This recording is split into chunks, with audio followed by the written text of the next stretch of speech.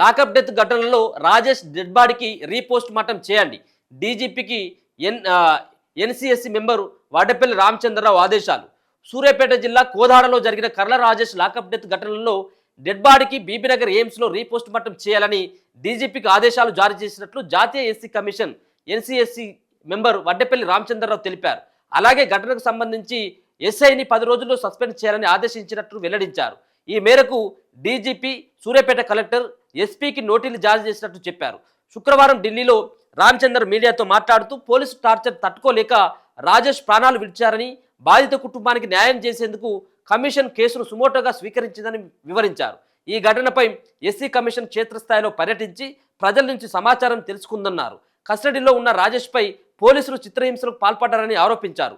Pain killers ఇచ్చి కోర్టులో హాజరుపరిచినట్టు తెలిపారు. రిమాండ్కు ఇచ్చిన 5 రోజుల వరకు రాజేష్ మృతి చెందడం బాధ కలిగిందన్నారు. తాము ఈ కేసును సుమోటోగా స్వీకరించిన తర్వాత అక్కడి పోలీసులపై ఎస్సీ ఎస్టీ కేసు నమోదు చేసి సిఐను సస్పెండ్ చేశారని గుర్తు చేయడం జరిగింది. ఇక్కడికి నేనే వెళ్ళడం జరిగింది. నేను కూడా ఆ రోజు గాంధీ హాస్పిటల్కి రాజేష్ యొక్క డెడ్ బాడీ వచ్చినప్పుడు మరి అక్కడి నుంచి కోదాడ నుంచి వచ్చినటువంటి పోలీసులకు ఏం సంబంధం? ఆయన చనిపోయిందేమో ఇక్కడ హైదరాబాద్లో, సో వాళ్ళకేం సంబంధం అన్నటువంటి దానిపైన వాళ్ళని కూడా మనం సిఐని కూడా కొంచెం క్వశ్చన్ చేయడం జరిగింది.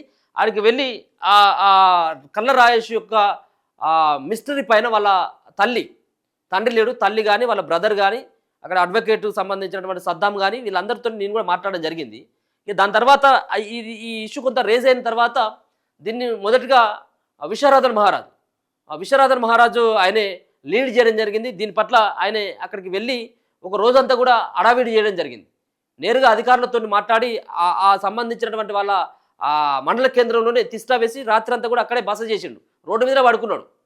దాని తర్వాత మళ్ళీ ఈ లీడ్ అంతా కూడా మందకృష్ణ మాదిగా తీసుకొని దీన్ని ఖచ్చితంగా కూడా ఈ వెనకాల భారీ పోలీసుల యొక్క ప్రమేయంతో జరిగినటువంటి ఒక లాకప్ డెత్ ఇది. ఈ పోలీసులని సస్పెండ్ చేయకుండా తాత్సారం చేయడం ఏంటిది? పోస్ట్ మార్టం రిపోర్ట్లో కూడా చాలా తప్పులు ఉన్నాయి. పోస్ట్ మార్టం చేయాల్సినటువంటి డాక్టర్లు చేయకుండా వేరే వాళ్ళు ఆ డ్యూటీలో లేనటువంటి ఆ రోజు డ్యూటీకి రావాల్సినటువంటి డాక్టర్ని కాదని వాళ్ళకు సంబంధించినటువంటి కొంత డాక్టర్ తోటి వాళ్ళు పోస్ట్ మార్టం చేపించిండు అని చెప్పేసి ఆయన గాంధీ హాస్పిటల్ కూడా ఆయన నిరసన వ్యక్తం చేయడం జరిగింది. మందకృష్ణ మాదిగా వందలాది ప్రెస్ మీట్ పెట్టిండు ఇప్పటికే.